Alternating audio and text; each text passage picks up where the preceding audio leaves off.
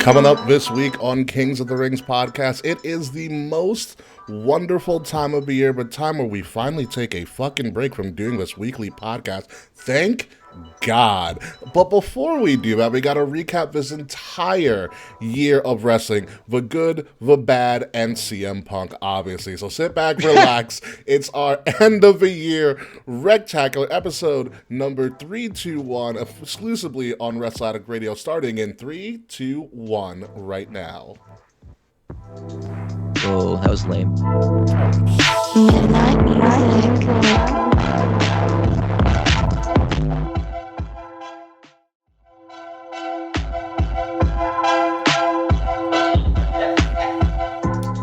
Hi, my name's Ricky, and I'm a fucking wreck. But enough about my last 7 days. Ladies and gentlemen, welcome to episode number 321. Hi, Shut up, Kay.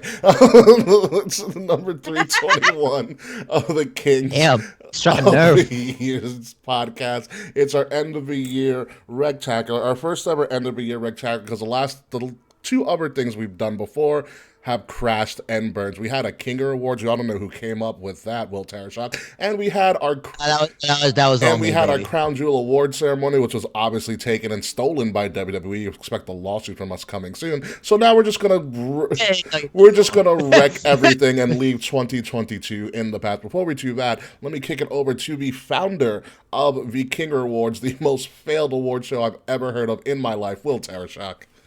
I know, dude. You watched the video game awards? They're giving away a Steam Deck every 60 seconds. That's and I didn't gross. get one. Yeah, I didn't get one. So the failed king is actually 2Gs, Ricky. See, it was king with 2Gs. This is why I have a master's degree and you Why don't. two? I think I did 2Gs just to fuck with people, because why not? Maybe I did do 1G. I don't remember, but I'm Will Tarish. It's T's and Thomas, ARASH2K. That doesn't change. Ever. Forever. Forever? Yeah, this year has been pretty wild. Say, hey, ladies. Yeah. So yeah, Kay Murphy. Hope you're ready to celebrate the end of the year with me. Merry Christmas, my friend. Merry Christmas. Happy New Year. Happy Winter Solstice. What do you mean, okay? Wait a minute. Hold on. I have a question about my royal What? fact. I did what you told me to put there. I just added an extra couple of dots of my own personal commentary. So for those of you who are listening to us and are not watching the show, in 2009 I won a Twilight Trivia contest. That is my royal fact of the week. And I think that's noteworthy. All right. Like, Okay. I mean, all right. Okay. Hence my response. Okay. I wanted to provide a royal fact that you guys might, or not you guys, but like everyone in general might not have guessed about me. I would have guessed that. I trust Ricky's judgment for my facts. that's the wrong thing you should do. I've Most never of been the asked. time. I've never been asked to provide my own fact before. Well, the one from last week, which you weren't on, was it said you have a box of meat coming your way, and I didn't want to keep that one. So I was like, let me just change it. Of meat covered. So I figured we'd change it It's up. like nothing. There was nothing that like I felt was like relevant to like in my life. Like I just saw Beetlejuice on Broadway. I didn't want that to be like. I the was gonna fact. make a Tyler Perry reference for you, but I was like, let me just ask them and see what's going on. Oh, Tyler Perry would have been a great reference. I told you this is his best work. It's not his work, number one. Okay, that's why it's his best. Because He saved Meghan Markle. Matthias saved Meghan Markle. Taekwon will probably agree with me. This fuck Tyler Perry. Thank you, Taekwon. Thank God. I'm not. Someone had to say it. And I'm glad. I got to say it last. Fuck Tyler Perry. I'm white, but he gives black people a bad name. You know you're bad when even Will can recognize it. Okay. I genuinely hate Tyler thought- Even Perry. Will was like, whoa, too much, Tyler, too much. I just think this movie His sucks. movies do suck. I do not It's like just him. like, dude, you're trying to be Eddie Murphy. You're just bad at it. Tyler Perry is a minstrel show. Oh no. Honestly? Oh no. Honestly, if you were to modernize it, it's arguable. I go on and on about my hatred for Tyler Perry. They also make fun of him in Dear White People, which I think is hysterical.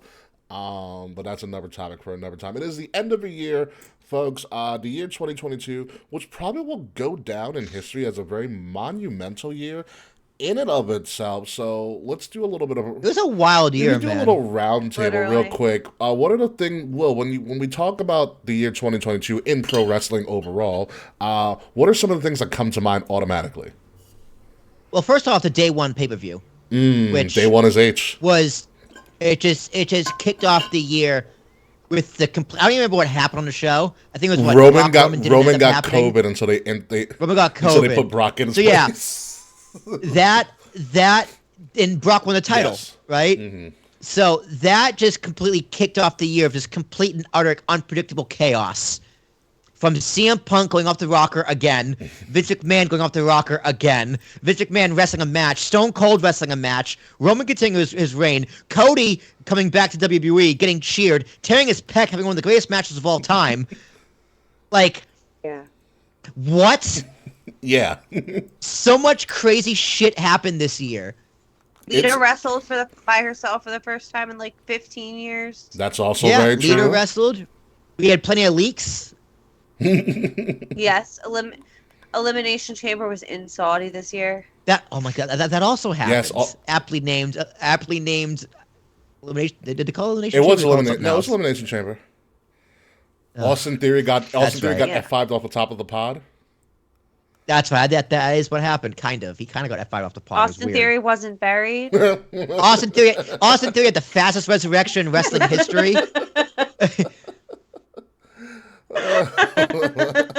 Oh my! Tony Khan bought ROH and did nothing with He it. put on one show. Yeah, Tony Khan wasted money again. Surprise, surprise. Oh man, K Murphy, what about you? What are some things that come to mind? Jeff Hardy's DUI comes to mind. Of course. Yeah. This is a bad year for your favorites, K Murphy. Honestly, this was Jeff Hardy. This was Jeff bad. Hardy fucked up. I haven't- CM Punk fucked up. Like who do you have left? the CM Malachi Black has returned, so at least he's back. Okay, fair enough. But like Yeah, but how many returns has he had now? a lot.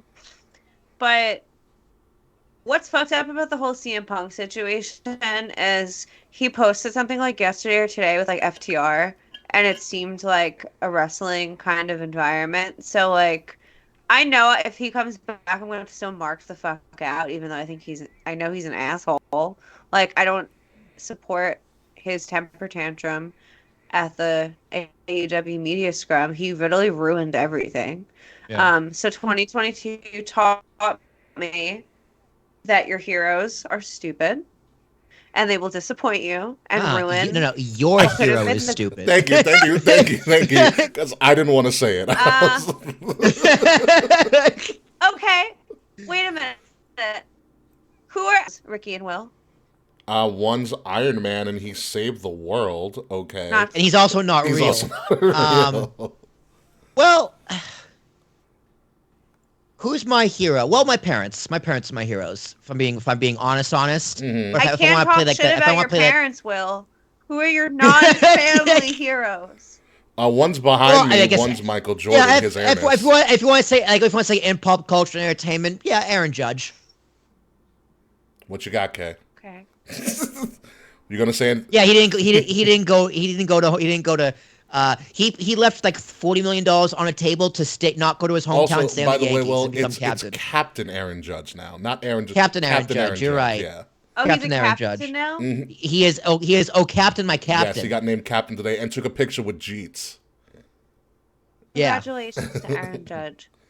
Yes. One of mine heroes is the GOAT, Michael Jordan. Oh, piece of shit though. I don't care. Yeah. Don't care. Michael Jordan. Yeah, I don't know. I don't star care of either. The 1996 classic Space Jam. Yes, the best Space Jam ever. Fuck the LeBron version.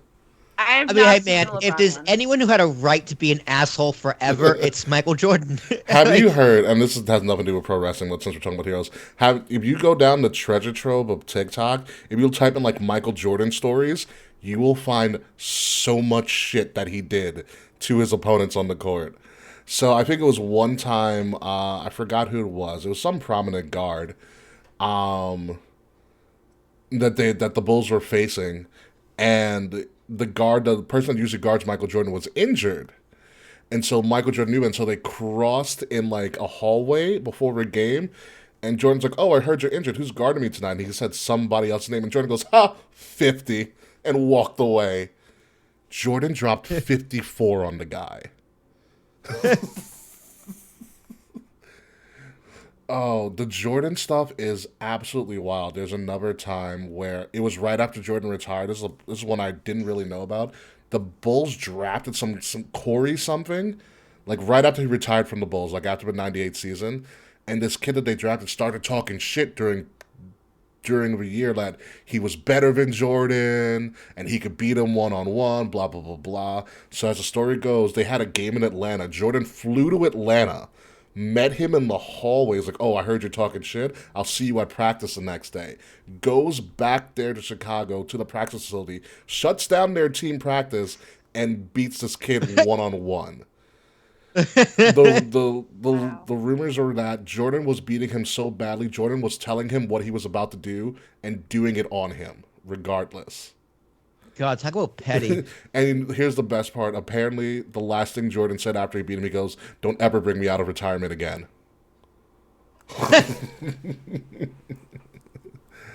But yes.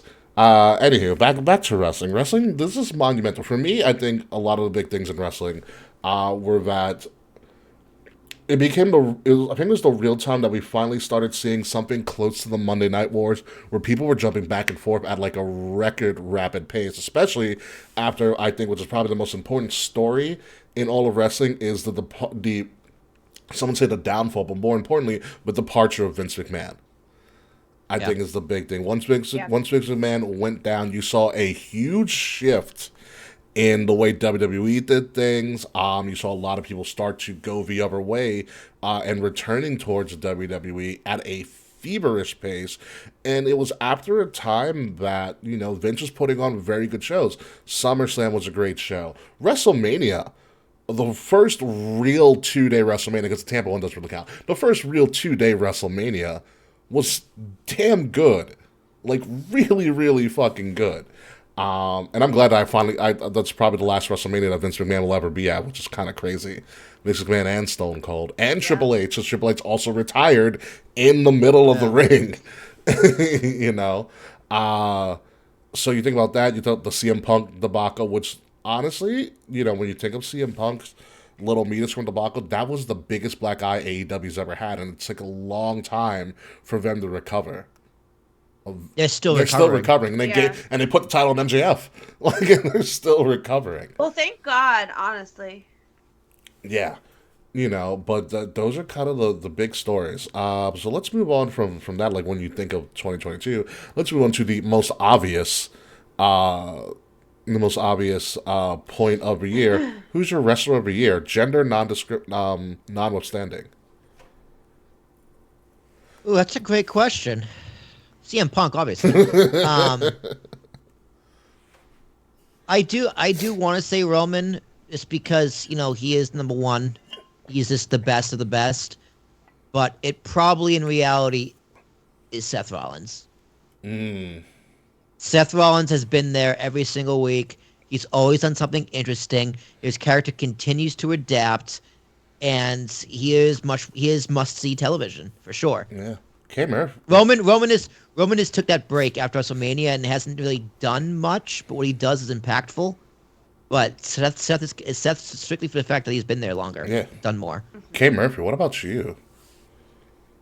So Seth was one of my choices, but I'm gonna go ahead and say Sami Zayn. Ooh, I was gonna do that. Great choice. It's also a great choice. Great choice. I'm sorry, I'm just gonna say it now. My personal match, Sami Zayn and Johnny Knoxville at Mania. I can't express the joy. I'm serious. The That's a best great match pick. of the year I'm was not laughing Seth- at him. The best It's a match great of the pick. year is Seth and Cody, and we're gonna talk about all that shit later, I'm sure. But Yeah. Sami Zayn brought the light and the joy in wrestling that I personally have struggled to find in this year. 2022 in general has been a struggle in so many ways, wrestling related, outside of wrestling. Mhm. Sami Zayn consistently has been a bright spot. He's fucking oofsy.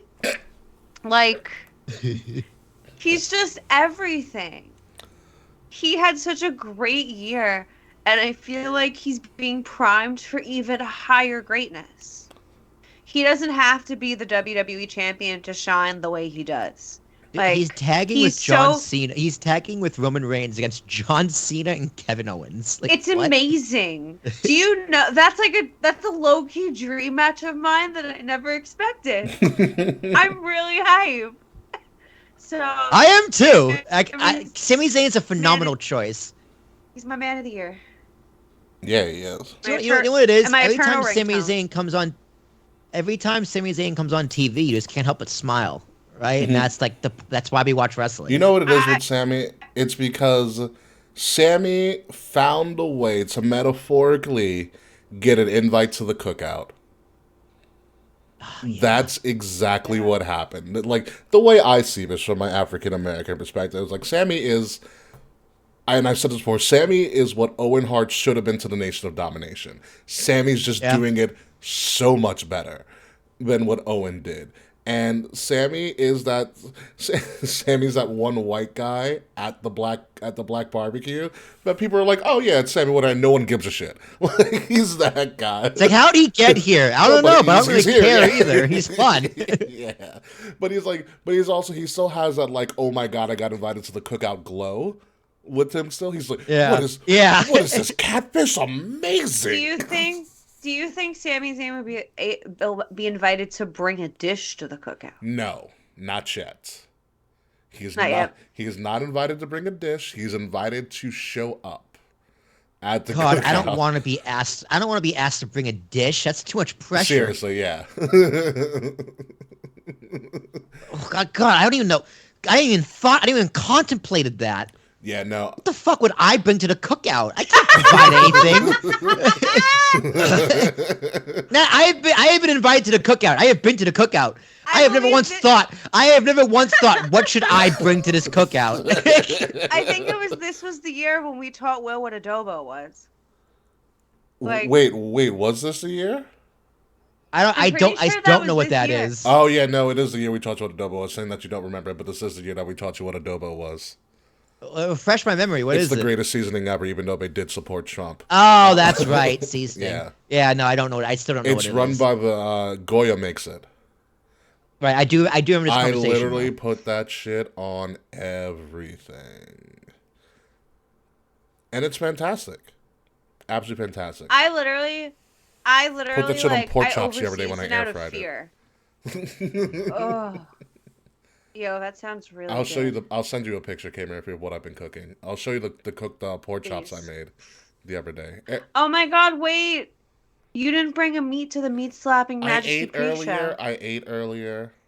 That's why. It's hard. Well, you know what it is? It's hard for me to, like, eat during the pre-show because I want to make sure the stream is up and running so we don't have like mess ups like we've had. Yeah, so you got work. So I have to like work, so I'll eat beforehand.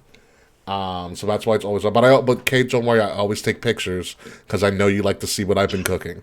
Mm-hmm. Yeah.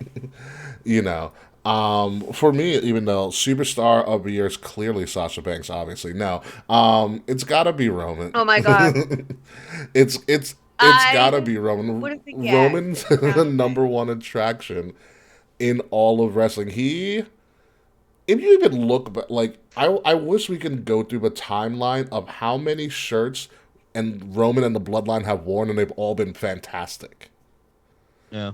You know, they have not had a bad shirt. They have not had a bad shirt. They've been selling, like, I think they go through, like, a shirt every 2 or 3 months, which is fucking ridiculous, by the way. But Roman is just on another level. Roman is finally fulfilling the prophecy that he was supposed to be. He is finally, after years, almost 10 years in the business, he's finally the number one guy, the number one attraction. He's finally found his character. His character is absolutely flawless. He knows how to control a crowd. He can cut a promo. And this is all with Paul Heyman just being this random silent guy in the corner, holding the belts. You know what's really funny? I heard Bischoff say this a while ago. It was just like, it takes 8 years of someone being on television before they can be a real draw. Now, I was doing the math with Roman. 5, 6, 7, 8. 8 years would have been 2020. Sounds about right. And he came back right during SummerSlam of 2020, and that run, yeah. Like you can argue that Roman has always been a draw, but it was more like out of spite than anything else. Yeah. Like, is he a draw? Well, it's kind of hard nowadays because the brand is always bigger than the superstar. Like, that's relatively new in WWE. Mm-hmm. But now, entering 2023, Roman isn't bigger than the brand. I'm not saying that, but he is the biggest draw in the business. Because it's like... And it took 8 years. It took 8 years. It's like, like, if they're like, oh, Roman's going to be in the card, people are like, okay, I want to tune in. And that's where you want to be in wrestling. Yeah, exactly. And he finally got there. Which is great. I mean, for the longest time, I think a lot of us on this show were not the biggest Roman fans. He was get the fuck off my TV. Hated him. Yeah. I used to absolutely hate Roman Reigns, and then one day he became daddy, and that was it. Well, I hated how they booked him. Yes. Right? It's just like... Yeah, I did as well. Like, everything you're doing isn't your fault. Like, you're doing your job. You're doing what you're Vince told. More than anything. Yeah, you're doing what you're told. Like, if you're being booked to go over WrestleMania, what are you gonna do? No. Nah, I don't want to win the world title in front of 100,000 people. Nah. You're gonna main event WrestleMania 5 years? No, I'm not. What? You're not gonna say that? Like, what? Exactly. I just remember at the time being so frustrated with him because I felt he wasn't deserving of all the opportunity he was getting. I'm like, you're not hot shit. Like, what's the point of you? But then what had sold me on Roman Reigns was when he was feuding with Cena. And, like, I remember they had, I think it was on SmackDown, they, like, had promos. And that it was the Raw. first time I believed. It was Raw, I'm sorry. This is his second feud with Cena. Like, a year, 2 SummerSlams ago. No. We're one. talking about... The first time, like 2017. Yeah. Because it's the one where Cena was eviscerating him on every promo, in my opinion. I'm here because you can't do your job. That one, that one. It was just like, whoa, hey, yeah. I was like, wow, I can't. That was it. That was like, oh hey. Yeah, I remember Cena drop that line. I was like, fuck, I agree with him. Yeah. I was like, he's fucking right. He is right. He was right. Yeah. He's not right anymore, No, he's not but he right. was right. Yeah. He was right at the time. He was 1,000% right. Yeah. And I also feel like that came from... I feel like for John, that came from the heart. He's like, motherfucker, I handed the torch to you, and that's what you do with it. Literally. That came from the heart. So let's move on. Let's do... I mean, we probably clearly named who our favorite WWE superstar was. Well, let's go through some of the other bigger promotions, or the upper promotions in general. Best AEW superstar of the year. We'll go with... Actually, we'll start with K. Murphy. My superstar of the year for AEW would be MJF. I'm so excited that he's like finally a champion and finally being looked at with the recognition he deserves, but both negatively and positively, MJF has been like in people's mouths for so many different reasons. Like, he dipped for 2 months, like saying he's going to go to WWE in 2024. He had the dog collar match with Punk. Like, he's still saying he's going to go to WWE. That's awesome. He is. And he is. Yeah. Don't be surprised when he does. 1,000%. He's going to win the Royal Rumble in 2025. I God. can't wait. Sorry. 2025, MJF is going to win the Royal Rumble. Mark my words, friends. But no matter what MJF was doing this year, it was something interesting, and it had people talking. Even like and the only wrestling event I went to this year was AEW on Long Island, and Sweet Life. oh my god, AEW and MJF live on Long Island is just a joy. That video package is also one of the greatest things I've ever seen. With the Plainview jacket. He went. Oh yeah, so funny. Incredible. He It went. was so He funny. went back to his high school and did that promo. Like that's Plainview JFK High School's football field. Amazing. Oh my god. I die every time just because like one of my first real boyfriends went to Plainview at JFK and I'm just like, you are like Honestly, wild. because AEW is returning to UBS, which you still need to go to this fucking I know, I arena. wanna go. Like if you think about this, MJF's going back to Long Island to do Dynamite as the champion. Oh yeah, I will be there. And I know Will has this theory about all of us Long Island people supporting other fellow Long Island people no matter what the fuck they do. I respect it. Like no one else cares, but I respect it. But Will, imagine this crowd and he's coming back a conquering hero and a champion. Yeah, it's gonna be amazing. It's gonna be amazing. MJF to me is different. At one point I knew him in real life. That's also true. That's also Like, very, yeah. very true. I've hung out with him You before. have a very personal connection with MJF. Yeah. MJF winning the title meant so much to me this year. Like it was like I remember when he started at Creative Pro. Like it's really nice to see people I know. So, like Will Nightingale got signed this year too. It's really cool to see people I was like friendly with at one point in my life doing so well. And like, and it's a win for Long Island. I am going to blindly support MJF and be an obnoxious Long Islander until the day I die. I will roll up to the UBS arena in a Burberry scarf, and I will do it proudly. Honestly, I wouldn't be surprised if, like, that's like a random giveaway fake Burberry scarves for MJF's return, or like fans who like to do for fucking Harry Styles, everybody comes in on Long Island like when he returns wearing a Burberry scarf or some fucking knockoff from like Jamaica Ave. I was gonna say I'm gonna go to like Canal Street and get a knockoff Burberry. It's 1,000% what I'm gonna do. I wouldn't be surprised at Will Tarashok. Is MJF your favorite AEW person this year, or is somebody else? Well, he is my favorite by far, definitely. But the best, the anchor, the weight, the heart and soul of that company is Jon Moxley. Fair. Yeah. He as MJ as Mr. Fretz, not MJ Fretz said in the chat earlier. MJ Fretz said in the chat earlier. He held that company on his back. Yeah. Like with all that shenanigans from Punk going on, they went back to Mox. Mox is supposed to go on vacation 3 times this year, and he came back to wrestle.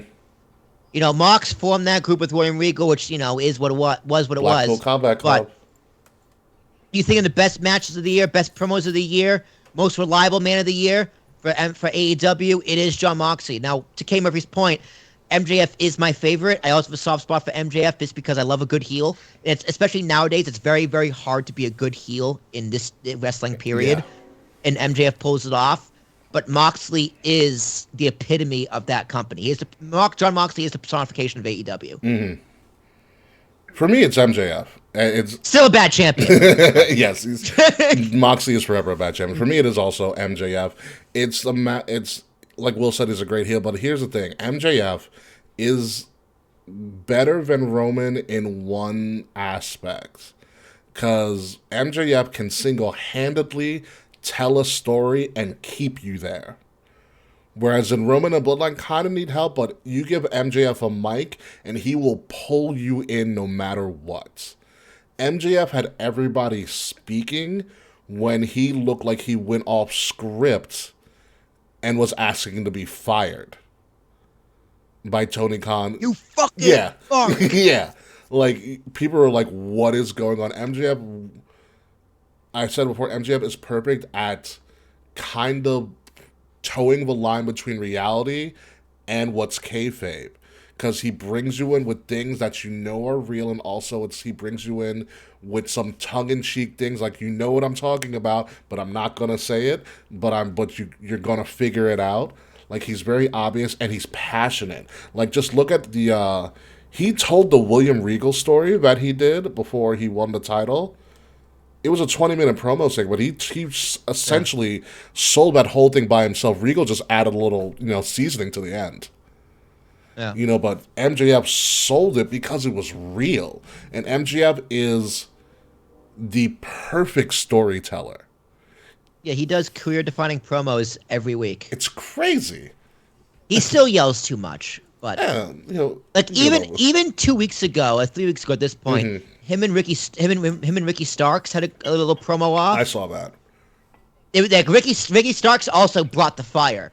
Yeah, he did all right. He called him Maxi Pad. Yeah, I was like, Really funny. whatever. He's probably heard that 1,000 times before. Like, that's such a Long Island diss. Yeah, it is. but yeah, MJF. My only critique of MJF is that he needs to stop yelling in his promos. Understandable. But That's just how we That's talk. just a We're pet- from Long Island. that's just a pet peeve. Like Mongo McMichael had the same problem in WCW. Mongo. The guy was also a couldn't former speak. football player. I know, but guy couldn't speak his way through a promo. He's like, "Let's go, baby! Be better fan, woo!" Like, yeah, that was Mongo McMichael.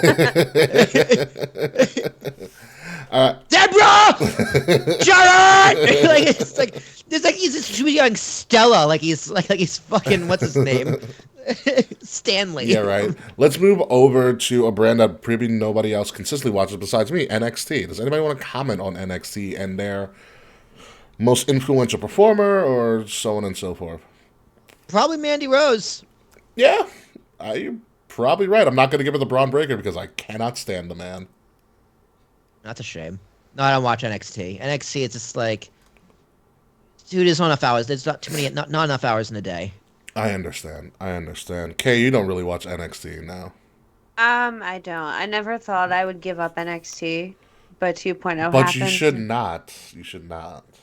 It's the same thing. Like, I'm not consuming the wrestling the way I want to be lately, just because I don't have the time. So I That's often watch. understandable. I often watch wrestling while I'm at work, and like trying to like be a counselor and also watching wrestling and absorb it in like an analytical perspective is difficult as fuck. So like, I understand. sacrifices need to be made, and NXT was the first to go when it stopped being black and gold, basically. But And then they realized the error of their ways and were like, you know what? Let's bring that I back. will give an answer though. Based on what I've watched this year from NXT, I would feel that the Don't most. say Quincy. No, I was gonna say Carmelo Hayes. I would also agree. Carmelo Hayes is the best person in NXT right now. His character's fantastic. He's the most well-rounded of all of them, probably because he's the last one that they signed from the Indies. He is the last one. He's the last one, and he was the last one he signed from the Indies. And I've said it before, I'll say it again. We sponsored his last match, which he went up against Danny Garcia in Limitless Wrestling, who Danny Garcia became part of Ring of Honor. Now he's the Ring of Honor Pure Champion. No, he's not. He's not a Pure. He lost the Pure title. Sorry, Wheeler beat him. So it's good to see those two guys coming up. I am waiting for a day, speaking of Long Island people, I am waiting for a day where somebody signs PB Smooth, our good friend and brethren who's been on the show multiple times. Because he's putting in a lot of work. And when that happens, that'll actually be a personal joy of mine as well. Because I grew up with him. I would die of excitement. And that kid, if you follow him on any of his social media, he puts in a crap ton of work. Like, that man is dedicated. He's always doing so much good in the world. Like, he's genuinely such a nicely good person. He legit has his own scholarship fund for his college that he got his master's from. I know. And he's always up at like 5 a.m. in the morning in the gym. It's absolutely nuts. Like, he's gonna be big. He's gonna be big. But Carmelo Hayes is already a big deal, and it's any day now he shows up on the main roster. His character, him and Trick, you got to have Trick with him. Because Trick is also amazing. He can't wrestle, but Trick is so fucking good. As being a I love that his name's Trick. Trick Williams. Dude, that's the thing. Vince McMahon would be like, I don't know a lot, but I know we can't use the name Trick. Vince McMahon would be like, oh, Trick, you're like the son of Slick, right? No, Vince just goes up to him and he goes, so, hey, I'm somewhat of a pimp myself. Oh. Like, the Willem Dafoe me? No, I'm somewhat of a pimp myself. Yeah, Melo's next opponent is the not so smiling Apollo Crews, which should be a fucking fantastic match. just from athleticism alone. But I think very, very soon he does show up on Raw or SmackDown because he's going to be a great mid card. He might also be a great champion. Grayson Waller is a solid second because Grayson Waller and Mandy Rose are tied. Who is he? I don't remember who he is. He's the Australian kayfabe Logan Paul. It's really funny. Like him. No, he's so you're not. Boring. He's actually gotten a lot better, but you're not supposed to like him. He's also the same guy that attacked Johnny Gargano on his way out of NXT. I know who you mean now. I just every time you say his name, I'm just like, who? Oh, that's a good reference, Taekwon. Grayson Waller will be an Aussie Piper. He has that Piper-like kind of heat with him as well. So that'll work. But let's move over to another topic. Let's do something a little bit. Let's be a little bit of negative Nancy's here. Let's rant a little bit. It's called the Will Tearshock special. Biggest disappointment of the year. Oh, I've been waiting. I knew you have. God, I've been thinking about it. I'm stuck between three. Really? Let's hear them. Either, well, CM Punk, obviously. But, like, I don't want to beat that one to death. I'm stuck between Drew McIntyre, Kevin Owens. KO is a disappointment? What? Yeah, well, because of, like, how he just did absolutely nothing in between WrestleMania and now. Like, he went from main eventing with Stone Cold to Ezekiel. So, again, not his fault, Kevin Owens. That's more like the booking. Yeah. Like, they didn't have anything for him. Mm-hmm. Like, he should have been in a feud with Roman immediately. Because he made it to WrestleMania. He was in a feud with Roman the year before when Roman ran him over with the golf cart. That too. So yeah, there was a little bit of that. So it's like there was nowhere to put him. Mm-hmm. So KO was disappointed because he was such a high of high, and then he has disappeared, and now he's high again. So, but I'm gonna go with Sasha and Naomi. That's the biggest disappointment. Them walking out was the biggest disappointment for me. I think because I still think it was for nothing. Well, I think yes. I think when we first talked about this on the show, it was a lot of people got too heated and no one calmed down. Yeah, there was no de-escalation. Yeah. And we still don't know all the details. Like, as far as I know, Naomi and Sasha have not said anything. Mm-hmm. But it's like their reason, they're about to tag belts. Like, I still don't buy it. I don't buy it. That's the reason the guys are being booked well. It was one of those things about well, no, I think part of it was the tag belts, but I think also a part of it was they probably got, like I said, we don't know the full story, but I think a lot of it was they probably got, the way it was handled probably rubbed them the wrong way. Yeah. And I think that was kind of a straw that broke the camel's back. Yeah, and I think, to Brett's point, the unprofessionalism was the biggest disappointment for me. I don't call it unprofessional. I don't think it's unprofessionalism. Like, if someone's going to talk mean to you in the workplace, like, you don't have to take that, especially if you're an independent contractor. Like, I don't prescribe to the do as you're told thing, especially when you're in a field that is big on the creative process. Like, the creative process is not a dictatorship. It's something that's supposed to collaborate with the person. Obviously, the company does have the final say, but you should be able to put in some input to it. Sure. But you still have that responsibility under your contract to do as you're told. But to their credit, since leaving and doing their walkout and, like, not engaging in bullshit, I think both of them have carried themselves very, very well. Yeah. You know, like, they haven't gone on this tour like a... It's not a smear campaign. No, they're not. They're not talking shit. They're not, like, playing victim. They just did what they did and they went about their business. Yeah. So since leaving the company, I will say touche to both of them for also staying their ground and, sticking by their word or whatever, and just not talking shit. I would say since leaving, they've been very, very professional. But the act of leaving is unprofessional. In definition, it's very disappointing. I know the original argument, they were supposed to be in, like, a triple threat for the women's title, but they were the tag champs, and you wanted to highlight the tag team title. I think the biggest disappointment, right? And I think that's a big grab, because I know that when the tag titles first came out, I know that was something that Sasha and Bayley tried to champion. Right. And we gave them... And I get that, too, but if that's your real goal, like I said back when this first happened, if that's your real goal, walking out isn't going to make that goal any better. And look what the tag belts are now. Who has them? I don't even Damage remember. Control has them. Yeah, and what have they done with them? Flip-flopped them? No, Damage Control has had them for a while. Yeah, but they dropped them for a week. That was. Where was they did drop it and they won them back. They won it back in Saudi, I think. Something like that. Yeah. Something like that. But yeah, it's just like if your goal was to like your goal still isn't accomplished. Those belts aren't any better off. The belts weren't going to be better off in any way, shape, or form to begin with because the WWE still hasn't mastered women's tag team wrestling because you shouldn't be mastering women's tag team wrestling. Because no. Fuck you, Takor. I'm not calling them apes, you asshole.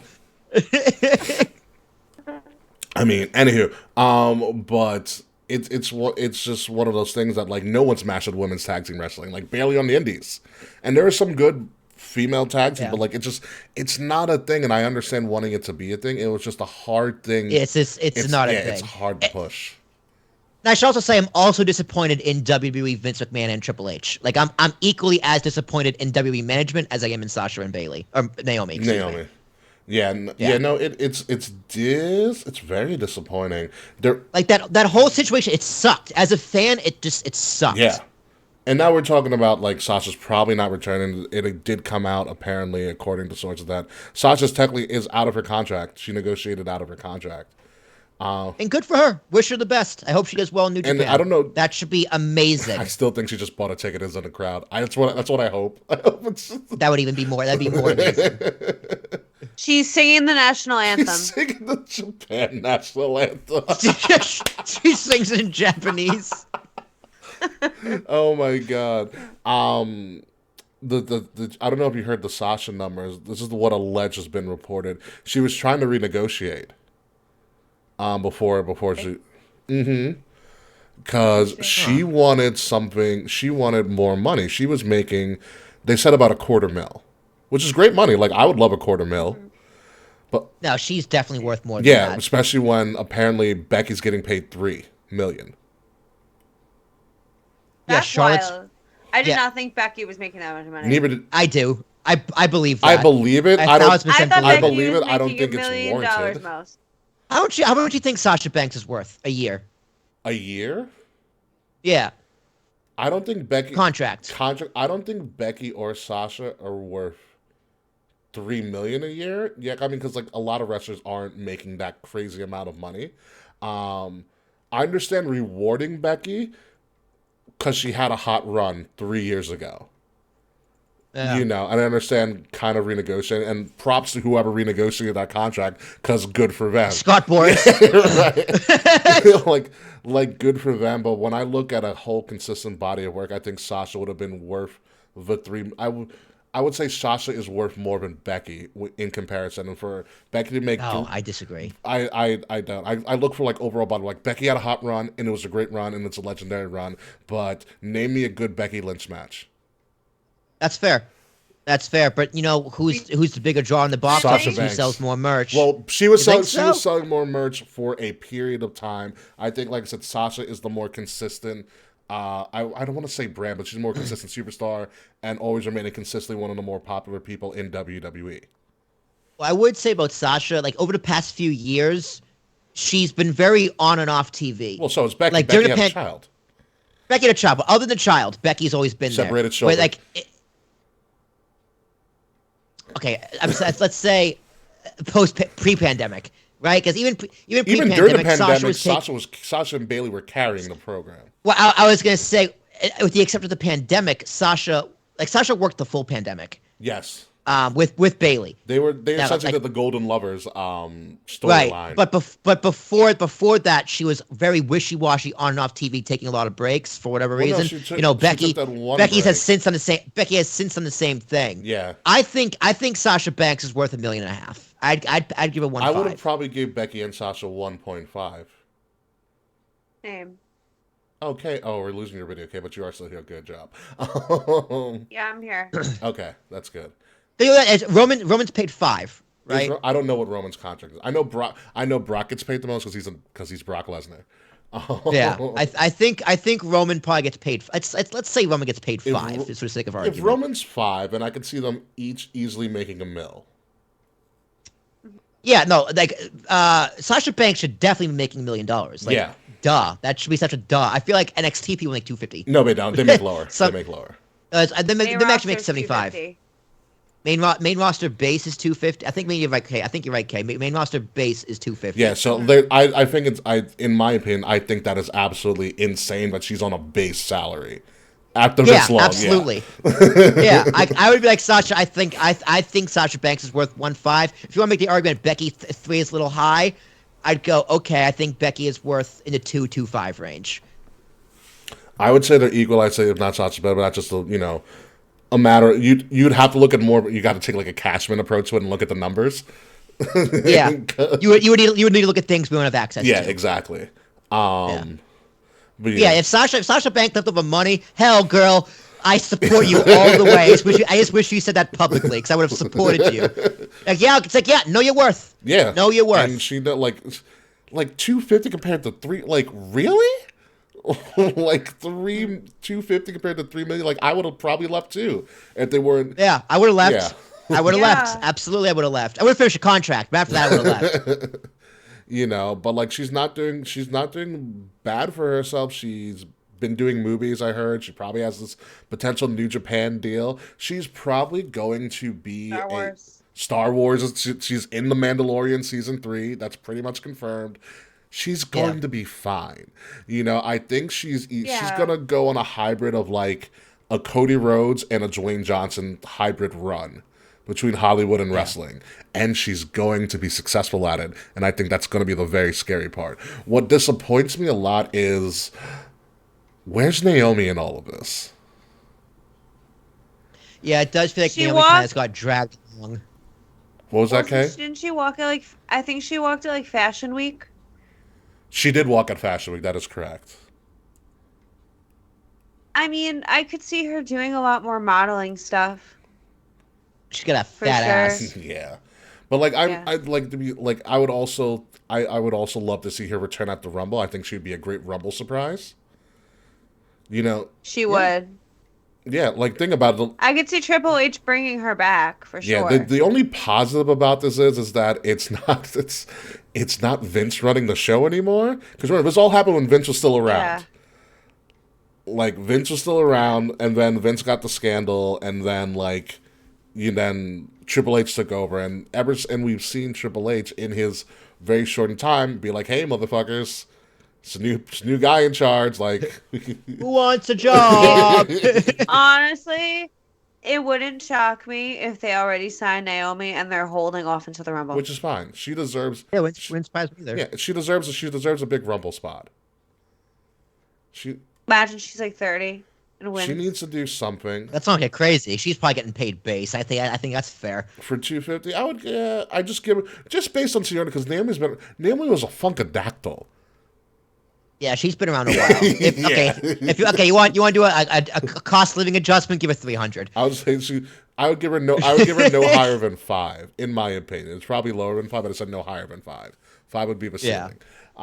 Yeah, like Naomi. Stop. But then again, you were women's champion when we didn't care. All right. She won in her hometown. She broke the hometown curse at Mania. She did. But I also think she's doing well because obviously her husband's part of the bloodline, and they are the biggest faction that we've seen in a very long time. He renegotiated for a big old pay bump. He's probably making $750, $800. Yeah. So good for them. So we talked about disappointments. Kay, did we talk about your disappointment or not? We started with and then we went on a rant because obviously LOL Sasha. But Kay, what's your biggest? That's why it seemed after me. Yeah. So my disappointment is obviously CM Punk, and if you told me in January that I would be telling you that CM Punk is my biggest disappointment and not my favorite wrestler of the year, I would have told you were crazy. But a lot of crazy things have happened in 2022. I don't know. I think it's fucking garbage that the entire world in front of him, and he decided to have some spindrift fueled fucking temper tantrum next to Tony Khan. Yeah, for no reason. I understand, Punk's, he's always been opinionated and always had something to say. But this wasn't warranted. It didn't need to happen. you know? Yeah. Yeah, no one asked. I know. No one asked. This. Like, That's the weirdest thing. Like he just brought it up. like if it were No, it's like, hey, Colt Cabana, and then no, he brought up Colt Cabana. like he was like wanting someone to ask him about Colt Cabana, and he's like, "Oh, no one's gonna ask me about Colt Cabana." I'm No, just like, hey, because we're not. in case any of you were wondering how I felt about Colt Cabana, I gave him money. Like, thanks. Like, it's just a shame. He could have had. He could have had like the best year. Plus, he got fucking injured. Like, so despite being suspended, he's also out on injury on top of being a jackass. No, literally. Like, and it. I was at CM Wendy's Punk- today too. Continue, sorry. I haven't had Wendy's in mad long. So good still. But They have CM garlic Punk- fries now. Oh, Shut up. I hate you. Sounds Stop it right great. now. Oh. Sorry, continue. So fucking. It's just like a shame that none of this needed to happen, and he just like ruined his own year basically. Mm-hmm. He ruined his And, whole like, career. Yeah. And what's wild is I'm sure somehow or another they have figured it out with him backstage, and he's gonna come back.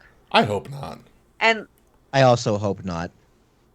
like, as much as everyone's probably annoyed at him, obviously it's gonna take a long time to bring him back. Because A, he's injured, but B, like, to cool everyone off and like kind of make everyone forget about him for a little while. Like, whether people want to admit it or not, CM Punk is fucking money. Like, one of the biggest draws wrestling could have if he wasn't, suspended and injured. I challenge how But- much of a draw he actually is. No, he's a draw. He's a huge draw. He's a draw. He's still a draw. We'll see. Like, and this is how If I CM know, Punk like, came back, I would watch. same. Oh my god, same. You kidding? If they announce Punk right now for the AEW show in Long Island, you bet your ass I would be buying tickets on sale at December 23rd. Honestly, okay, I get it. He's because I would buy tickets to boo his ass out of the building on Long Island. That's still a That's I the probably thing. would too. Whether you love CM Punk or hate CM Punk, if you're going to the show to either support him or to boo him out the building, that is a draw. He is drawing. He is drawing butts into seats. Yeah, dude. See, I liked CM Punk since 2008 when I started watching wrestling. Like, he was my favorite in like the early days of wrestling. He was my favorite. Mhm. And that's what's And hurtful. now it's just- Yeah. Yeah. He's And been now my it's just like, favorite. his whole thing is just like, respect me. I'm all about respect. But he respects no one. And then he just respects fucking No one. nobody. Yeah. It's like, I know Literally, there's hypocrites in all of us. Mm-hmm. Like, we're all hypocrites in one way, shape, or another in times of our lives. But it's like, that's just like, dude, this is your core principle. You don't mean any of it. I guess because he's not It promoting, was alcohol, but Yeah. like, Straight he's edge, not excuse- promoting hustle, loyalty, respect. So, like, I guess he feed to show others the respect he feels like he deserves. He feels like he deserves respect because he's a Punk. He's the yeah, guy That's not that enough everyone anymore. has been cheering for 7 years. I agree Yeah. with you. like everyone should respect me, that's but the I don't. thing. I don't have to respect you. It's like, dude, it's a two-way That's street, not true bro. at all. Yeah. It's a two-way street. It's- Respect is always a two-way street. CM Punk's my favorite wrestler, and he'll always be my favorite wrestler.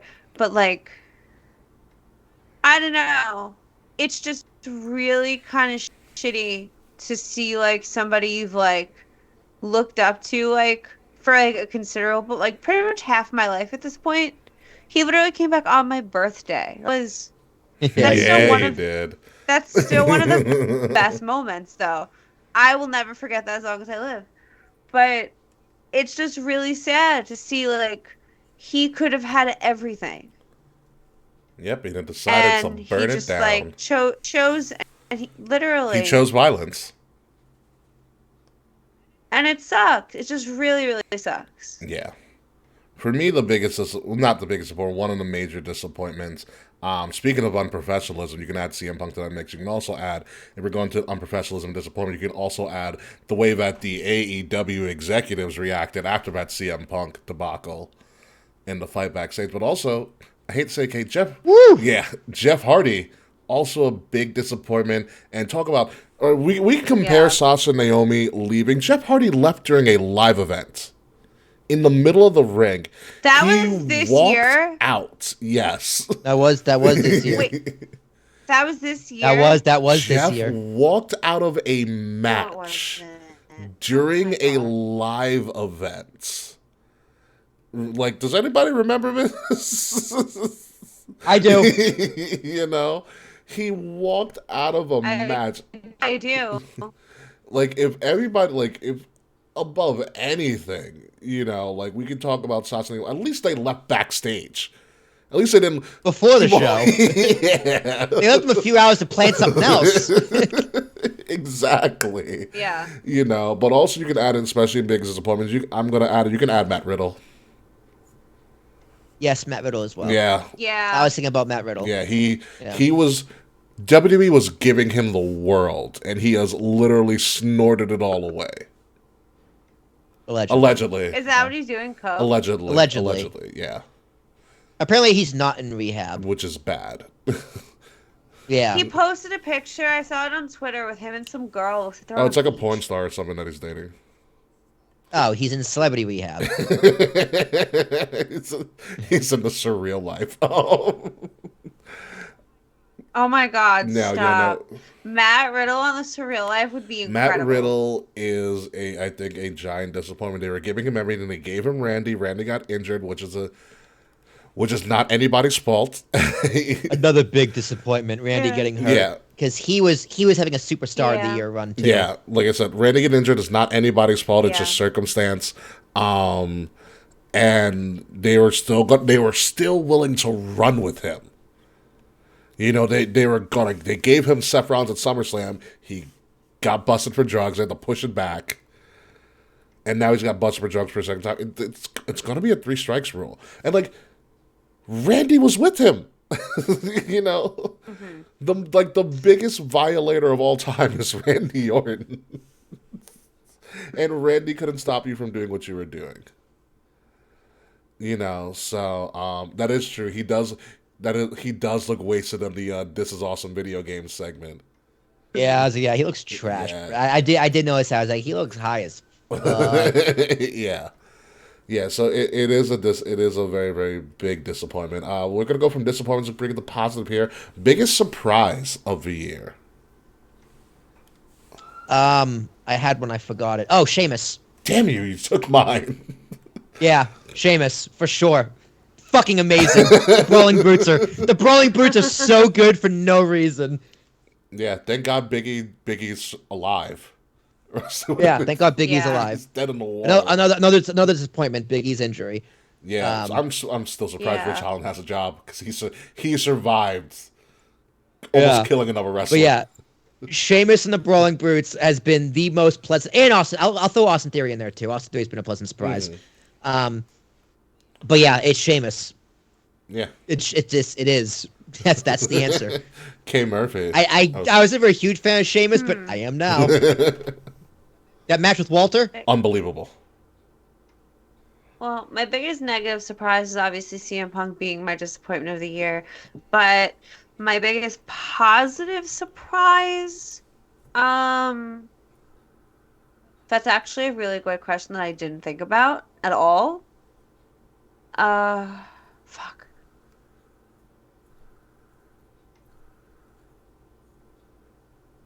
I don't really know. Really? Honestly. Yeah. So much of wrestling I don't remember. I guess probably the thing that surprised me the most was the positive reception the crowd has been giving Cody Rhodes since he left AEW. Yes, that's a good one too. The hero's welcome. Dude, I'm telling you, I called it. Remember he was in AEW, like he was getting booed. I'm like, he's gonna go back to WWE, and we're gonna cheer him so hard. Dude, That's what happened. That's exactly what that happened. Mania pop was amazing. Wild. Absolutely wild. And just the way that they produced his return. Like watching, like I was there, Beautiful. but watching the way that they did it for you guys on television, I was Yeah, like, pretty great. holy fuck, that's beautiful. Like every camera angle, his logo was thrown out everywhere in that arena. Wrestling has sure. more than one royal family. And when you heard that, and the whole crowd popped. Like Also, Stone Cold Steve Austin wrestled. that's also true as well. That too. A no holds barred So match. did Vince McMahon. A no holds barred match, by the way. Yeah, yeah. I mean, Stone Cold Steve Austin main evented Wrestle fucking Mania. And then he made That is true. Then he made a second surprise return the next night. Yeah. Oh. And Austin Theory. Logan Paul, a phenomenal surprise. That is, I will also add Logan Paul as well. Everybody, Logan Paul can wrestle, folks. Bad Bunny in the Royal Rumble.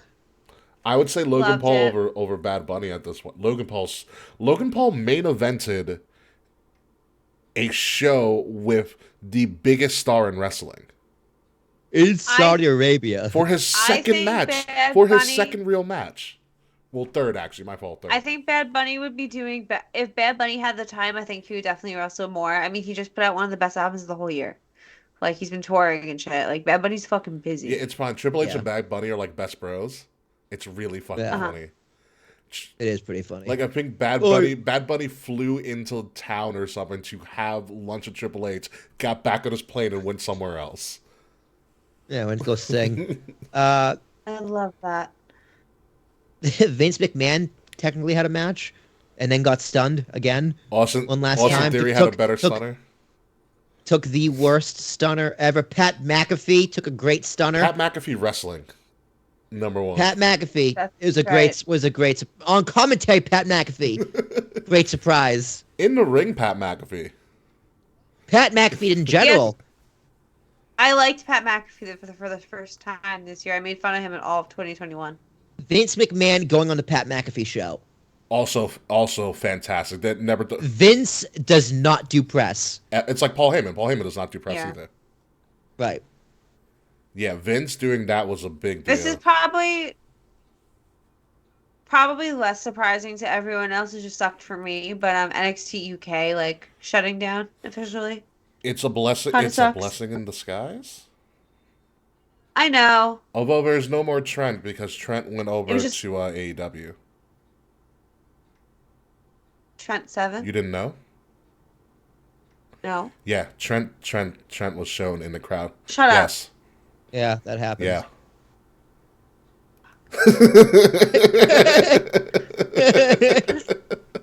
Wow. Don't worry. Once again, AEW coming through. Don't for worry. me. He hasn't had a match, or we don't know where he's signed to because he could go to ROH, and that's a death trap at the moment. Yeah. Yeah, it's like a streaming service no one pays for. Yeah. Yay! Oh, Have fun, Cesaro. wow, that made me happy. I was so upset about it. I was so upset when he got released. No, I get it. It's a Trent Seven has had 3 matches on Rampage. That's okay, I guess. You know who else was a pleasant surprise this year? Who? Taquan. Taquan, you are a pleasant surprise. Yeah. Taquan is a pleasant surprise this You year. are Thank one of you our for more joining. consistent fans. So thank you so much, Taquan, for joining us almost each and every week. You're even watching us while you went through a haunted house. That takes balls, dude. Yeah. You know what else has been a surprise this year? What? The lack of Slack interactions we've had. Ironically, I'll have to tell you this story on the post show, but me and Slack had a conversation today. It was actually kind of interesting. You and Slack did what today? We had a conversation today. Did he ask you to be best Wow. man at his wedding? No. Are you officiating his wedding? No. I'm not officiating any weddings at the moment. Yeah, no, me and Slack had a conversation. He told me a very interesting story. A very, very interesting story. Did you tell him to go fuck himself? No, I think that was implied with one of my Instagram posts. Uh, Also, you're welcome. Oh, I saw I responded to that post. Thanks for your future nut to Quan. Apparently, appreciate that. Love when people dedicate that. Truly an honor. It is truly an honor. So you talk about surprises, disappointments. Oh, let's do a fun little high school superlative one. Unsung hero of wrestling. You can even split it up by company too. I have one person in mind for my unsung hero. Is it Sasha It is Banks? not Sasha Banks. She wrestled for half a year. It's not. That's a tough one. It's not unsung. It's not Sasha. I should do an offshoot of this episode called the Sasha Awards. I would probably. Oh my god. Rhea Ripley is a good one. My WWE. Excuse me. Rhea Ripley is Chad definitely Gable's my a good one WWE as pick. well. I think she's gonna be on fire. Dominic Mysterio. Dude, it's gotta be Dirty Dom, dude. That meme, that picture of Dom and Rhea still gets me dying laughing every single time. In fact, let me find it. I gotta laugh at it. It's so for funny. Me, it's probably The Miz. We don't talk about The Miz enough, but listen. You love me some Miz. The Miz helped Logan Paul get over. He's helping Johnny assimilate to the main roster, get him infused. He's helping out Dexter Lumis. He's now helping out Jonah. Ciampa's kind of maybe his fail, but The Miz got his nuts trending for almost half a year. Remember the whole tiny balls joke? That's right. Yeah, that was lame. He got a shirt out of it. He got a shirt out of it. But The Miz is probably a consistent, interesting story that he's always in. Almost all the time. It's actually kind of fucking wild. There it is. So I think it's The Miz. I think the unsung heroes in AEW in particular, probably the Acclaimed. Yeah, Yes. that's a good one too. 1,000%. Yeah, the Acclaimed fucking rule. The scissoring champions that they are. But I would. Scissor me dead. Yeah, I think in NXT is probably Andre. For me, it's Andre Chase because Andre Chase is fucking funny, formerly known as Harlem Bravado. He runs Chase U, the fake university of NXT. Which is fucking great. So you have unsung heroes. Okay. So in particular, and I know this is a lot in WWE and also in AEW, but I know WWE released a video a couple of weeks ago about all of the returns this past year in wrestling. 30 minutes long. It's a 30-minute video clip of everybody that's returned or debuted in WWE. Jesus. For the year, by the way. This is excluding Jonah, who just came back, or the biggest thick boy of all time, Bronson Reed. Thick boy season is in full effect, ladies and gentlemen. Ladies in particular.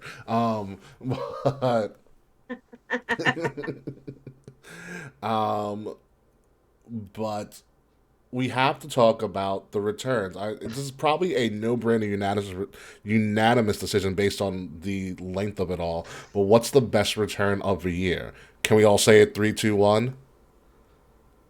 Bray Wyatt. Bray Wyatt, yes. Yeah, Bray Wyatt. I had to think about it for a second. Yeah, Bray Wyatt. Bray Wyatt with the QR codes, the months of clues. It was the wildest ride I've ever been on, and the payoff was the best thing I've ever seen. Although LA Knight's impression of him is really good. It's really good. Yeah. It's like, it's the lights. I don't care! I will say, I do believe Uncle Howdy is Bo Dallas. I think so too. Yeah, I think Uncle Howdy is Bo Dallas, and I'm here for it. Who cares? I do like it, but yeah, I mean, you also have a couple of other interesting, prominent returns. Obviously, Dexter Lumis's one was very, very interesting. The Bailey return was interesting. Braun just showing up on Raw and running through people was also interesting as well. Johnny I did Gargano, not give a single fuck about that. Johnny Gargano just showing up like nothing announced. Like, hey guys. He's like, oh hey, and he showed up in Toronto too. I was like, you son of a bitch. Yeah, that was gag. Johnny Gargano showed up. Shotzi getting her tank back was a great return for me. Yeah. Yeah. Happy Tegan Knox can walk to the ring is also it's a good sight to see. Yeah, for now. For now. Give her time. She'll learn. I loved Xavier Woods and Kofi Kingston. Well, Xavier Woods returning to NXT. Oh, you want to hear something funny? Well, I have to send you the picture. Xavier Woods and Kofi got the Triple H point. I saw it. Like, we finally got the point. It's so funny, dude. It's really funny. Like, also, one of the biggest Xavier surprises. Woods marking out for a fucking point. Yeah, also one of the biggest surprises of the year, which we kind of glossed over, which we almost forgot about.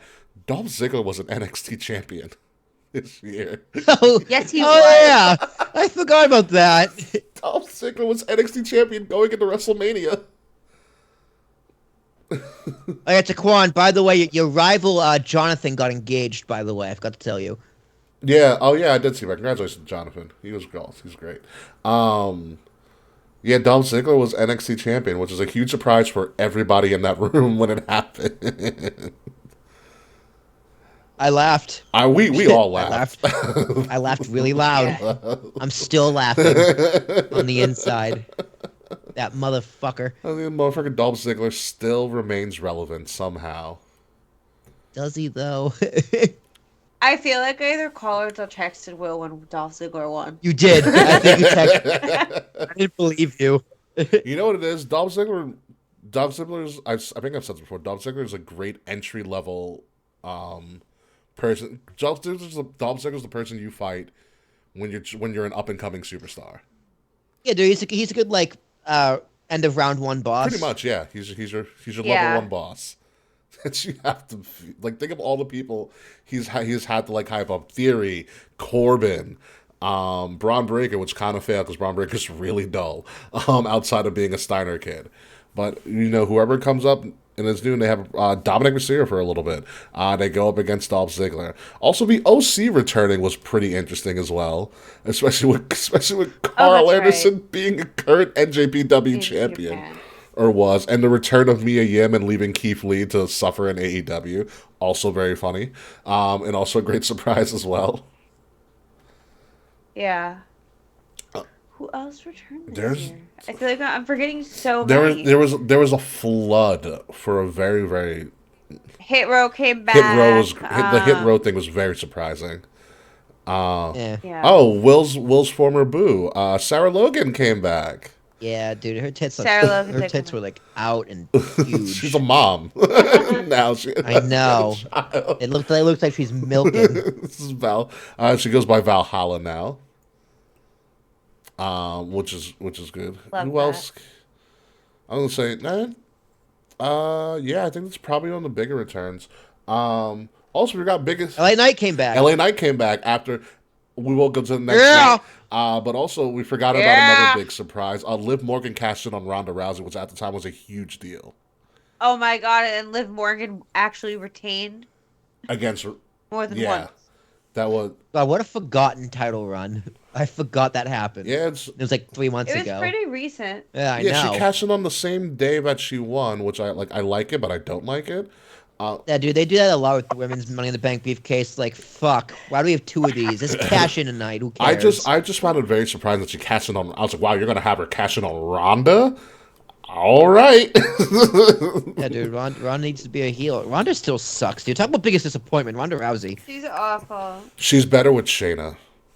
She's like most. If we have a most forgettable, it's like, oh yeah, Ronda Rousey. You know what Ronda reminds me of? I forgot she won the Rumble until I did my research today. You know what Ronda reminds. She won the Rumble. Did she win the Rumble? Yes. She did win the Rumble. She did. She won. She did She win came the in at Rumble. 30. Fuck. Yeah. Because I was pissed. I forgot that she came in at like.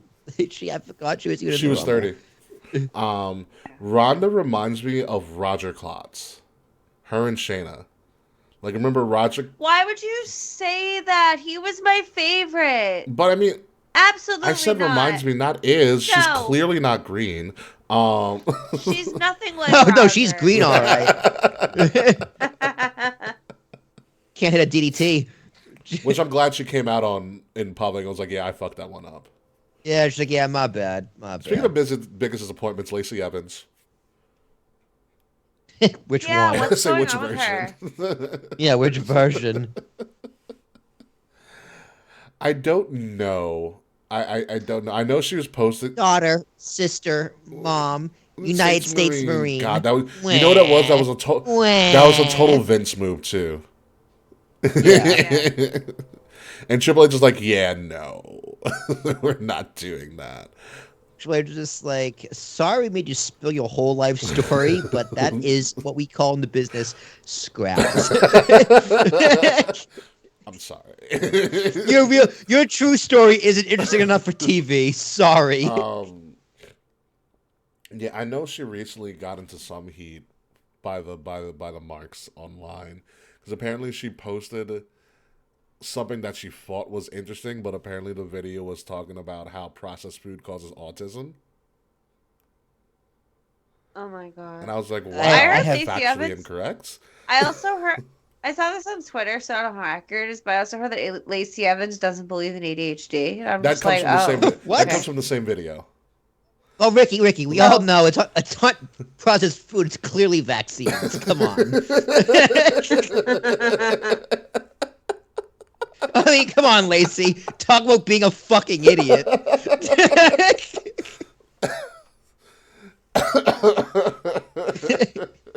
Processed food creates autism? That's a new one for me, bro. I've never heard that one before. And I've heard some pretty crazy shit on this internet we have over here. yeah. Yeah, it's oh my god, yeah. I mean, processed food will definitely kill you, but it's not going to make you artistic. Yeah, seriously. Oh my god, but yeah, Lacey is a big disappointment. But speaking of, let's move on to something else. Obviously, as we're almost going to be done here. Probably got a couple more minutes, probably 10 more minutes or so. Funniest thing in wrestling this year. We never really talk about that, but there are some there were some funny moments in wrestling or funny storylines in wrestling. Like, for instance, the fact that they dragged out the Ezekiel and Elias thing made me cry laughing. That's so fucking stupid. That was so funny. long. But it was so funny. Did they do like a whole family portrait of their family? Yes, And it's just it was him? our cover. It was the cover of one of our episodes. Yeah, it was. Dude, Sami Zayn making Roman Reigns everyone break character. Like all the multiple times. Anytime I see Jimmy Uso go like this. Yeah, he like turns around. Yeah. It's just so doesn't break. Which I don't know how he doesn't break. Roman breaks. You made Roman Reigns break once or twice. For me, it's just one letter, 3 words. Maximum male models. Oh my god! Excellent. Everything about that was excellent. I miss it. I know they scrapped it, but it was so funny. It was Glad LA Knight's back, but Mansoir it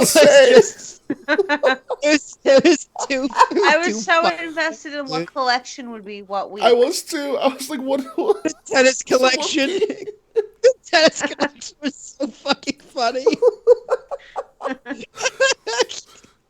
Oh my god! I wish they would have ran with it, but I understand why they did it. I thought it was funny. You know what it was?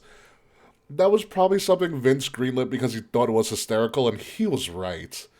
Yeah, dude, but a casual, like, if I try to explain to a casual, I'd be like, you know what? Just call me gay right now. I know it's wrestling. Like, you can think whatever you want because you're right. Oh my god, I'm tearing up. I forgot how funny they were. And you know what it was? LA Knight nailed it when he was promoting them. Yes. Yeah. Yeah, it was Max He Dupree. didn't break character. What made it great was that they had the website.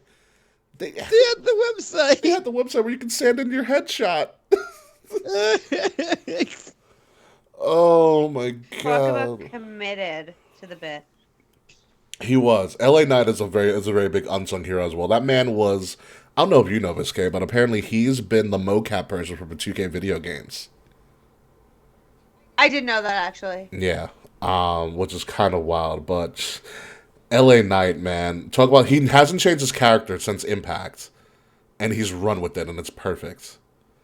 Oh, I Yeah. know one thing. I can think of one thing that made me laugh this year. What? Shoosh. Chad Gable's also good too.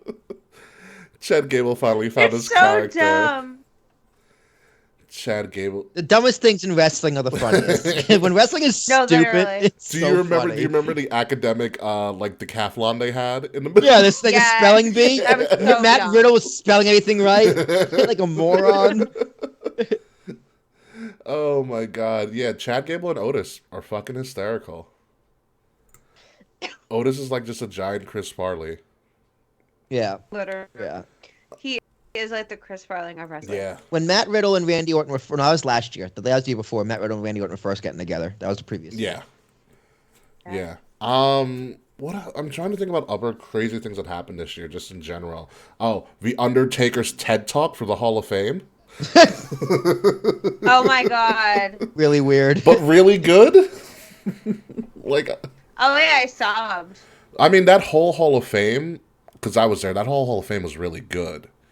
In general, like the 15-minute standing ovation we gave the Taker because he fucking deserved it. Queen Charmel getting in. The wife of not Bradley's stuff was last year. What's the name of the guy from Crime Time that passed away? Shad Moss's wife. Shad getting the Warrior Award. Gaspar. Yeah. Shad this Gaspar kid, getting the yeah. Warrior Award, and this kid being there, and his JTG. Brooklyn. JTG doing their handshake with his son was also like fucking amazing as well. And that video package for Shad Gaspar was also a giant tearjerker. Yeah, so Yeah. sad. Yeah. Listen, I know Shad Moss is fucking about. That's why I said Gaspard. Sorry about that, Taekwon. Been watching Catfish all day. I'm sorry. It's an episode where somebody thinks they're talking about Wow. It's really funny. I remember that. Tell you people, some people are weird online. This Jade Cargill Bow Wow thing is really weird. I don't know what's going on with that. I don't understand. They're like feuding. Like real life. I don't know. It's weird. I don't know anything about That's also a it. big surprise. I'm a little behind on AEW. That's also a big surprise. Jade Cargill. I love what she's doing. She's essentially the closest thing to self-made in AEW as they get next to like MJF. But Jade Cargill needs to get signed by WWE in the with the quickness. Yeah, dude, she needs to PC like Stat. immediately. Yeah. Stat. And I wish the best for Jade. Jade, oh my god, Jade's just a gorgeous woman, number one. And a great draw. She scares me. Yeah. I also agree with that. Oh yeah, we also got Nikki Cross that returned. Oh yeah. Nikki Cross returned and she Stupid. threw away the 24/7 title, which thank God. Also, we forgot about funny moments. Anything that R-Truth was in.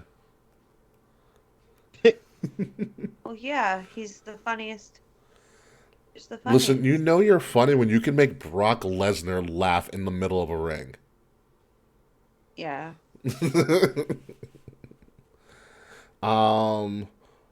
Also, one of the biggest surprises is Bobby Lashley almost becoming forever over. So close. He's inches away. He's inches away. And Lashley has had some crazy runs this year. Crazy runs. But he's so close. By the way, I believe the Hurt Business is coming back, which I'm very excited about. You think so? Mm-hmm. So Lashley got kayfabe fired, and then they rescinded it the next day, Yeah. which is bullshit. And so they had a segment on Raw last night, or 2 nights ago, excuse me, where, especially after the Bloodline was like jumping people in the back, but they had a segment.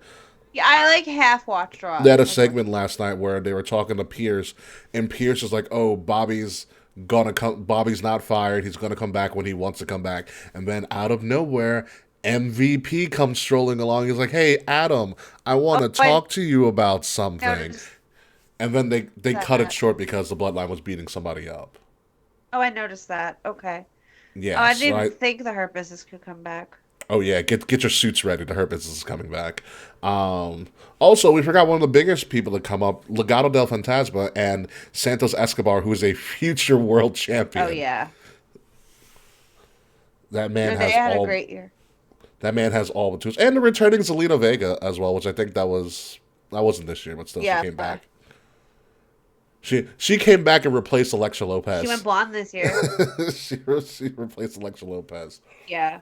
All right, so let's go to one final one, which is going to be very interesting. It's all based on your perspective, how you saw wrestling this year. Match of the year, because we got to talk about it.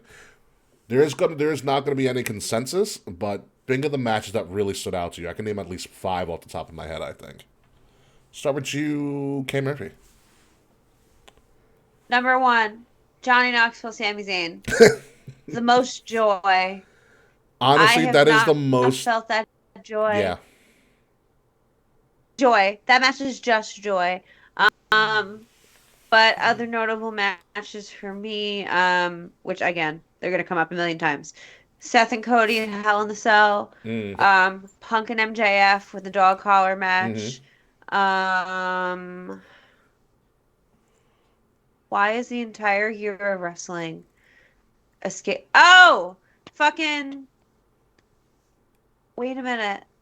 What match was it? I don't remember. Name the event. I'll come back. I don't remember. All right, you'll come back to it. Will Tarashak. Yeah. I guess Seth Cody. The first one of the Hell in a Cell, either or. Is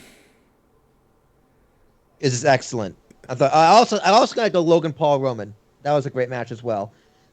Walter Sheamus for sure. At Clash of the Castle. You guys know I'm not a huge fan of Walter. That was it. It's Gunther, but yes, Gunther Walter, same person. I get it. All right, Gunther. Yeah. But no, that Gunther Sheamus was unbelievable.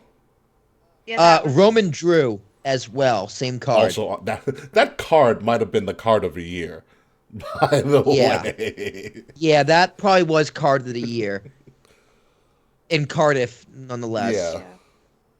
Yeah. That Roman Drew match, I think is match. Actually, I take it back. That Roman Drew match, I think, is match of the year. You had a fake cash-in, which was brilliant use of celebrity. Yep. And you had the debut of Solo Sikoa as the next member of the Bloodline. Yep. Also, brilliant use of him. Phenomenal storytelling. Yeah. And I went into that match thinking there's not a goddamn chance Drew is winning. It is 0. I left that match going, fuck, he might actually win. I that final pinfall is just like, I think he's gonna win. And then Solo, and I was just like, oh, you bastard Triple H, you did it again. Brock Roman at SummerSlam as well. They finally put together the match that they needed. They finally put together a classic match. But Seth and Cody, both of them, absolutely phenomenal matches. Yeah. For me, I'm thinking Seth and Cody, Hell in a Cell. I don't know how any person does a Hell... it's not the fact that Seth and Cody were in a Hell in a Cell. It's the fact Seth and Cody did Hell in a Cell, and Cody Rhodes blew out his pec. He essentially was wrestling with one arm. Yeah. And put on a masterful piece of work. You also have... Roman Seth is also a good one. Roman Seth is good. Because that's when Seth came out of the Shield gear, right? Yes. Seth's such an asshole. So good, dude. It was I laughed so hard. I loved it. I marked the fuck out, high as fuck eating pizza. Like you said, Brock. I have You do? What is it, K Murphy? This is just a personal favorite. Jeff and Darby on Dynamite That's a good one. Okay. when I went. Yeah, for me, also, I don't want to forget Becky and Bianca at WrestleMania. Slapped, absolutely They slapped. they would have been the most talked about thing for that first night until Cody came back. And Stone Cold. And Stone And Yeah. Cold. Stone Cold, yeah. And Stone Cold again. Don't say any match with Tyrus. Damn you, Taquan. Don't talk about the NWA champion like that. Also, Becky Bianca at Mania. Not Mania, at SummerSlam. Also a great fucking match as well. Yep. Gunther Sheamus blew my mind. Yeah. Blew my I watched that mind. match like 3 times that weekend. Yeah. Like, that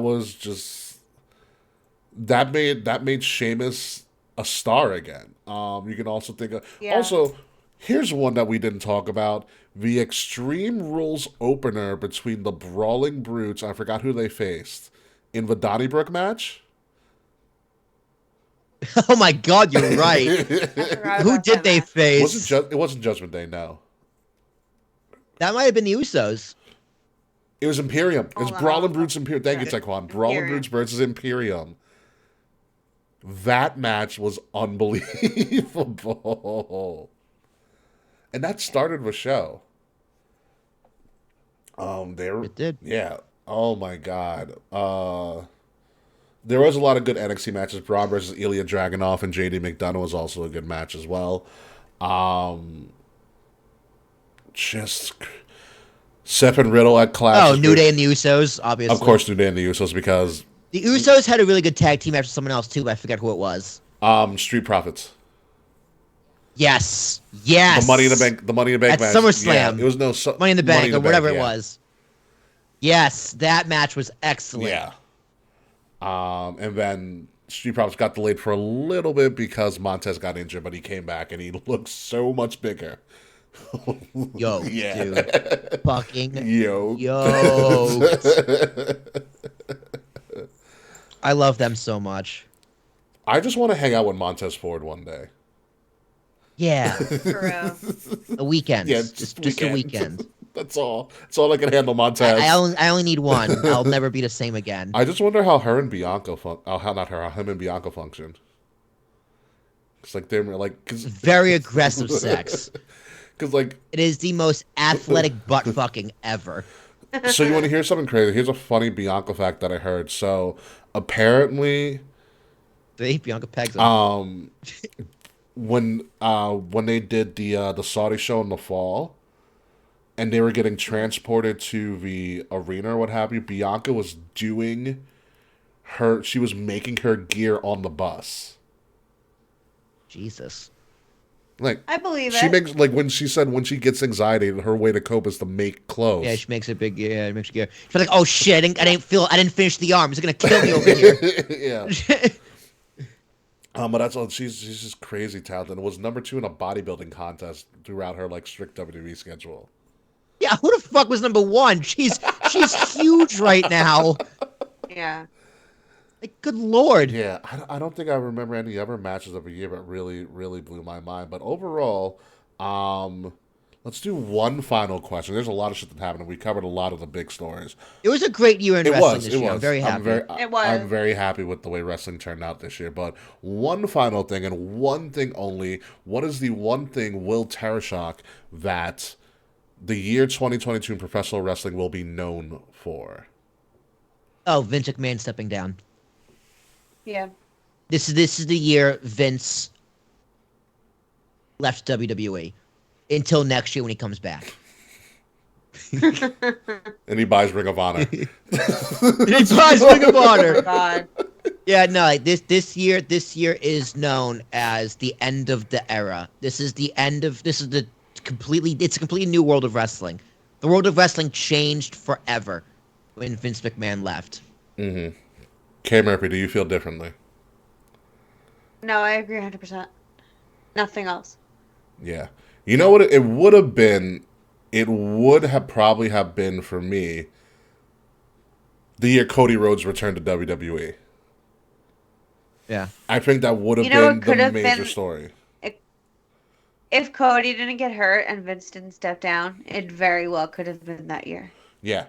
I think it would have been the Cody year, but I think Will is 100% correct here. It's the fact that Vince McMahon, for whatever reason you want to say, finally stepped down and gave the reins to somebody else. You can say what you want about Vince from a personal perspective, from a business perspective. In my lifetime, I will probably never see a better businessman. Hands down. Like, No, he is one of the best businessmen of all time. yeah.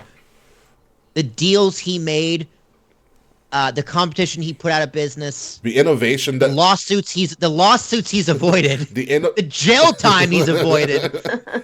the level of innovation, he was foreseeing things that nobody was thinking about decades ahead. Hey man, every great man falls to pussy. That's just how it is. Yeah, you ever die a hero, or live long enough to become the villain. Like, dude, it's something had to bring him down, and naturally, it's fucking women. And the money that he was paying people off for. You know? That too. I mean, don't get me wrong. Extortion kind of had something to do with it a little bit, I guess. You know, but it's... He did, and he kept Snooker free. That's a good point to Quan. He didn't keep himself out of jail. He kept other people out of jail. Yeah, he did. He survived the Benoit scandal, but god damn it, you pay for some pussy and forget about He it. survived a lot of stuff. It's also because it's one of those things where, like, he's one of the last people to, like, especially from a business perspective, a lot of times businesses are just dropped from another generation to another generation, kind of like the royal family. But it's like he worked his way from the ground up and built WWE from the ground. Like, if WrestleMania 1 fails from a financial standpoint, we get nothing. Like, he did take the reins off his dad, but his dad doesn't necessarily have like a successful company. Yeah, no. Well, because he was part of, like, his dad was built on respecting the indies, and Vince was like, nah, we're just going to buy them all out. Fuck that. We're going to buy them and sign this Terry Bollea character, so hopefully that's going to work. You know, because Vince was like, yo, cable TV is about to blow up, and we need to be at the forefront of it. And he was and right. Vince McMahon has his vision. He's just always had the foresight to know what's coming next. You know, and... in terms of the industry. Yeah, and yes. Not always in terms of creative, but in terms of the industry. Yeah, creative aside, and if you talk to anybody worth a damn, they always talk about their relationship with Vince McMahon. Their dad. You know, for better or for worse. And they're really creepy, touchy, handsy dad. Yeah. And it's a shame because whenever you hear like Vince news, you never hear about, it's always literally something negative. That's also kind of a stigma that he gave himself when he came out as Mr. McMahon, the character. Yeah. And the problem is we never forgot about Mr. McMahon, the character, and we thought that was actually him in real life, and that's not always the case. You know? Yeah. Is he kooky? But if you talk to like even like a Styles, like, he's hard, but if you show him your worth, he'll, like, here's the thing, Vince McMahon will give you a shot. Yeah. And then it's up to you after that. He might not like the shot, but he'll give it to you. Yeah, he'll give it to you. Like, what is it? Like, even John Cena talks about, like, when John Cena first debuted, he went to Vince Always, he's like, I hate the hair. And then threw him out the angle, and, like, it was horrible, but he found a way to stick around. Or, like, the story about Xavier Woods saying, like, if a New Day doesn't work, you can send me back to NXT. Yeah. You know, Vince McMahon respects somebody who's going to bet on himself, because Vince McMahon also bet on himself. Brett forgave Vince before Goldberg. It's also true. Yeah, Brett still doesn't forgive Goldberg. Like, apparently Goldberg tried to like reach out to Brett and like apologize, and Brett's just like, "Fuck you." You know, but it's one of those things that we're never going to see another Vince character again, because there's no one that really operates like that. Yeah. You know, No. Trips does not operate like that, and you know, it's each way I think it's going to be successful, because I think Triple H is the best successor to Vince that you can get, because he's a wrestler, he's been in the business, he's seen every side of it, and even though Triple H might not be well with managing money, that's what you got Tony Khan for. Not Tony Khan, you know. Nick Khan. Whatever, Nick the Khans, Khan. yeah. You don't. Tony Khan can do coke. That's what you got Nick Khan for. Because Nick Khan's going to get you money, and he's proven that already. He's really good at it. Although he doesn't like that Triple H is spending it on talent. Whatever. And then for all your philanthropic work, Stephanie, it's a great three-headed monster that they have. It really is. If they all stay in their lane, Triple H creative, Steph PR, and Nick philanthropy. Nick handles the money. Nick Khan, just make the money. Yeah, make me money. Make me money, Nick. Yeah. It works, but I'm gonna miss the days that when Vince was around, just because you never knew what the fuck Vince was gonna do. But put Vince up against the wall, and he always delivered. Yeah. You know, I love my only Vince, disappointment man. is that he didn't get the send off that we probably all wanted Vince to get. Yeah. You know, it's gonna be weird, and hopefully before he passes away, he gets that proper send off. Well, here's the thing, dude. I don't think he wants that send off. That also might Vince. That's one of the things Vince always hated the spotlight on him. He wanted to die. He wanted to die in charge. Like, he wanted to work himself to the grave. He tried. He got close. Close Do enough. you think that they might do something for him at the Hall of Fame? When he's dead. Yeah. Yeah. He would. He Remember, he's still majority shareholder on the board. Remember that? yeah. He won't. That's true. Yeah. I don't think he'd accept anything if he was alive for the Hall of Fame. Yeah. But I think that's just a Vince McMahon thing. Yeah. You know. Which, fair enough, man. I respect it. Also, can you picture Vince with a live mic? No. Not again. Just think about that. Like, you're like, Vince, here's your Hall of Fame speech. Say whatever you want. Whatever. Are you sure?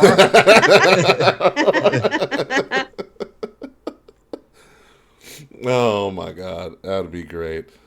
Absolutely great. But anyway, let's wrap this up since we are pretty much done in this year 2022. Great year of wrestling. Great time podcasting, you guys. Highs and lows. We've had a lot of epic arguments, a lot of funny times, and hopefully we're going to take a little bit of a break for the little holiday season. People have traveling to do, gifts to give out, things of that nature. And then we're going to come back in 2023 at some point because we're going to start getting ready for the Royal Rumble and talk a little bit about Wrestle Kingdom. I'm gone for 2 weeks. I'm not here the week after either. Ooh, very fancy. Kay, will you be? Where will you be? I will not. So the 28th, I will not be here, but the following Wednesday, I think I'll be here. Let me double check really quick. So do you want? Yeah, next week is 28th. We're taking off. And weekend after that, the 4th, I'm not here. Yeah. So Kay, you want to open up a new year on the 4th? The 4th, I'm here. So me and you, Kay. Huh? Yay! 4th, I will be here. Yay! Next week, I will be on Long Island doing a Christmas thing with some of my friends. Come visit. I'll be off. If you're around. Yeah. Now, I'm like all over the place, like over the next week. Like, I'm going to Jersey for Christmas. Ew. Overseeing my parents. Yeah, well, their family's New Jersey. So, going to their mom's for Christmas, and then we're going to go to my parents on New Year's Day. Because I'll be on Long Island for New Year's Eve. Gotcha. So, yeah. Yeah, we'll be back January 4th, I guess. If not, then the 11th. We'll figure it out as we get there. But yeah, for one final time, Will, hit me with that music.